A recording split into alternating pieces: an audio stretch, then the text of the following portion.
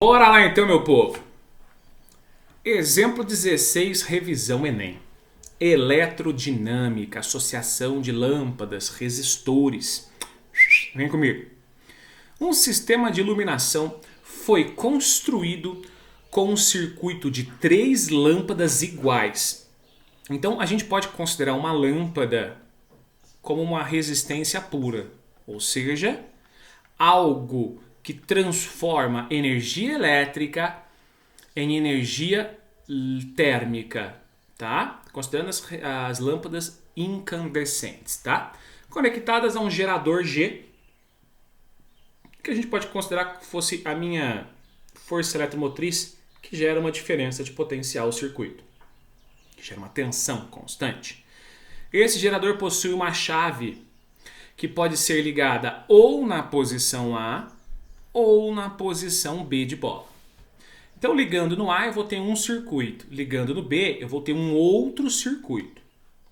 Considerando o funcionamento do circuito dado, a lâmpada 1, que é essa lâmpada aqui, ela brilhará mais quando a chave estiver em qual posição? Então, vamos lá.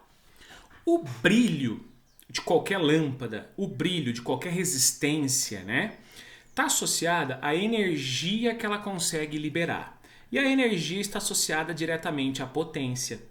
Então, a lâmpada vai brilhar mais quando eu estiver maior potência dissipada.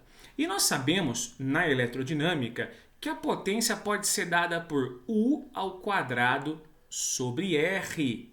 Então, se todas as resistências são iguais, a lâmpada 1 vai brilhar mais no circuito que fornecer maior diferença de potencial para ela.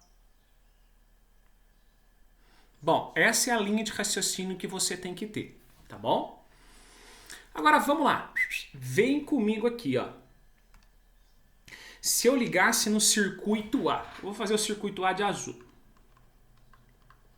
Circuito A. Se o circuito A que está funcionando,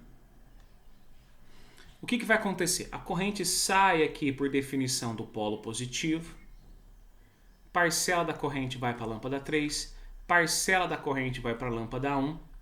Ao chegar nesse nó, ela não passa na lâmpada 2, porque não tem caminho para fechar curto. Então ela vai descer, unir com essa corrente aqui, nesse nó, e bater aqui no ponto A. Moral da história: quando eu tenho o circuito A funcionando, eu tenho apenas 2 lâmpadas funcionando. A lâmpada 1 e a lâmpada 3. E o interessante é que essas lâmpadas estão em paralelo. Isso quer dizer que se, por exemplo, eu tivesse uma voltagem de 90 volts, a lâmpada 1 teria 90 volts, tá? Estou colocando valores para vocês entenderem. E a lâmpada 2 também teria 90 volts. Afinal, elas estão em paralelo, tá? E em relação à resistência, eu vou colocar um valor para ficar algo simbólico, mais simples para vocês entenderem. Vamos supor que cada lâmpada tenha 10 ohms. 10 ohms, 10 ohms. E essas lâmpadas são todas iguais? Também vale 10 ohms. Analisando a resistência total em paralelo, a gente encontra 5 ohms para o circuito total A. Por quê? Porque, veja bem, no circuito A os dois estão em paralelo. Então, para quem lembra, 1 sobre R total é igual a 1 sobre R1 mais 1 sobre R2. Pode fazer essa continha que você vai encontrar 5 ohms de resistência total, considerando o circuito A.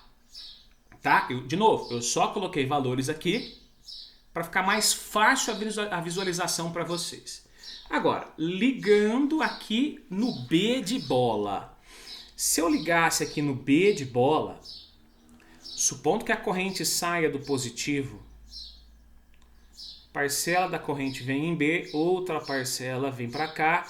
Agora, a corrente que passou na lâmpada 3, ela não desce no A, porque o A está aberto. que está fechado é o B. Então ela vai subir, vai encontrar que passou no 1 e ambas vão passar na 2.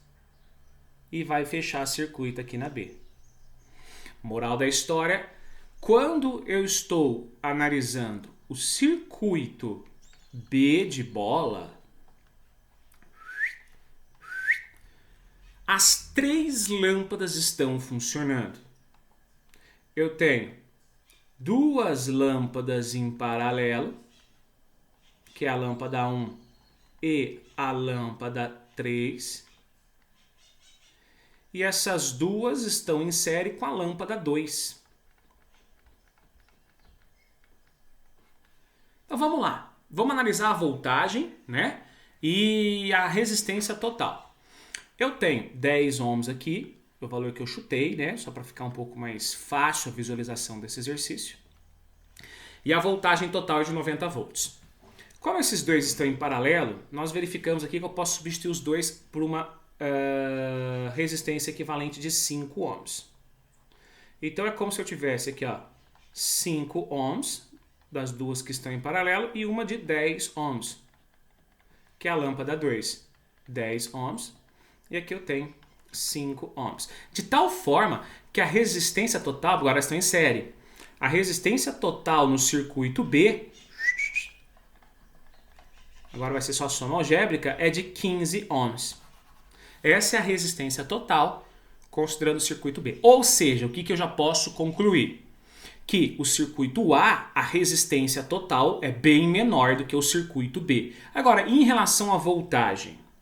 Em relação à voltagem, veja bem, se eu tenho 90 volts e eu tenho um circuito em série, a voltagem vai ser distribuída. De tal forma que a voltagem sobre a de 10 ohms vai consumir o dobro da voltagem sobre o de 5 ohms. Então, por regrinha de 3, aqui é 60 volts na lâmpada 2 e aqui eu tenho 30 volts na lâmpada de 5 ohms. Ou seja, como a lâmpada de 5 ohms está em paralelo, significa que a lâmpada 1 ela vai ter 30 volts também e a lâmpada 3 também vai ter 30 volts. Já, por quê? Porque está em paralelo, e paralelo sempre a mesma voltagem. Agora, a lâmpada 2, ela tem 60 volts. Agora, vamos analisar a pergunta novamente. Eu quero saber em qual circuito a lâmpada 1 vai brilhar mais. A lâmpada 1 brilha mais, obviamente, no circuito A de amora. Por quê? Porque eu tenho 90 volts sobre ela, em comparação a 30 volts do circuito B. Além disso, eu também posso justificar esse brilho por conta da resistência, já que a resistência do circuito A vale 5 ohms e a resistência do circuito B vale 15 ohms. Então, analisando as alternativas, a gente sabe que a lâmpada vai brilhar mais no circuito A, pois a resistência equivalente será menor nesse caso. Ou pois a potência dissipada será menor nesse caso? Não, quanto maior a potência, maior o brilho. Então a melhor alternativa é a alternativa C, C de cavalo.